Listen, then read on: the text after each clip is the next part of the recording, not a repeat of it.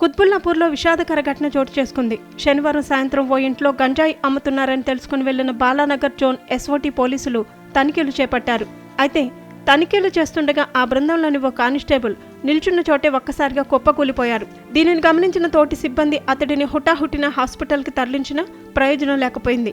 గుండెపోటుతో అప్పటికే కానిస్టేబుల్ ప్రవీణ్ మృతి చెందినట్లు వైద్యులు నిర్ధారించారు.